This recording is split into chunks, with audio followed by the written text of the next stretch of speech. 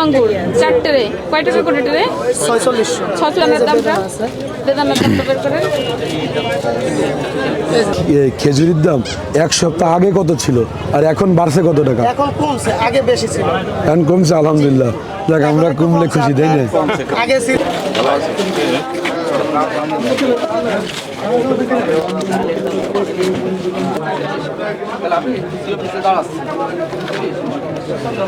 আর আপনারা যখন ব্যবসা করেন এই রমজান মাস উপলক্ষে কোনো লোকের কাছ থেকে এক্সট্রা যে এই রমজান নিজেরে 10টা বাড়াই দিচ্ছেন, একজন আসছে মহিলা মানুষ আসছে দাম চাইছেন 200 টাকা, এইসব করা যাবে না।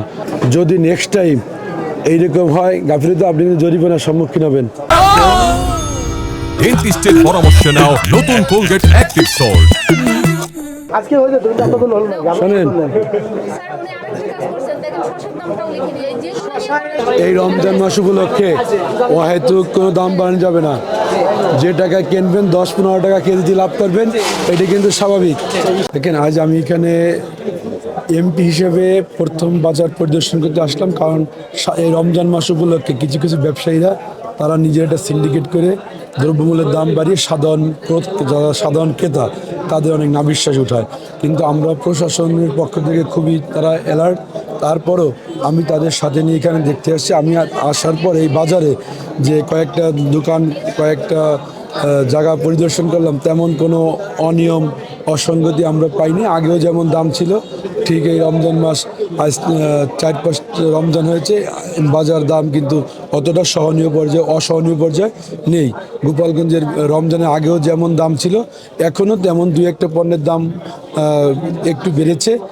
বাড়লে সেইটা আমরা কিন্তু মেমো চেক করছি। তারা কিন্তু ব্যবসায়ী যারা আছে তারা কিন্তু কেজি প্রতি 5 টাকা 10 টাকা লাভে তারা বিক্রি করছে। আমরা এই বাজারে তেমন কোনো অনিয়ম বা অসঙ্গতি কিছু দেখতে পাইনি। গোপালগঞ্জের বাজার এখনও কিন্তু সাধারণভাবে সাধারণ ক্রেতাদের লাগালের মধ্যে আছে।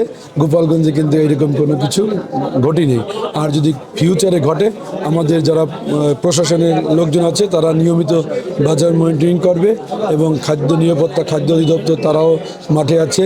তারপর কৃষি বিপণন অধিদপ্তর তারাও মাঠে আছে। আমাদের এই গোপালগঞ্জের ম্যাজিস্ট্রেট উনিও আছেন, এই সদর থানা ওসি আছে, সবাই আমরা খুবই অ্যালার্ট যে এই সরকারের আমলে এই গোপালগঞ্জে তথা সারা বাংলাদেশে কোনো সিন্ডিকেটের মাধ্যমে কোনো অসাধু ব্যবসায়ীরা যাতে কোনো এক্সট্রা মুনাফা না নিতে পারে। আমাদের সরকার যথেষ্ট সচেতন, সাথে আমরা যারা লোকাল প্রশাসন আছে তারাও যথেষ্ট সচেতন, আমরা যারা আছি জনপ্রতিনিধি তারাও যথেষ্ট সচেতন। আমার মনে হয় গোপালগঞ্জে এই রমজান মাস উপলক্ষে কোনো অসাধু ব্যবসায়ী কোনো সিন্ডিকেট করে এখানে কোনো সুবিধা করতে পারবে না।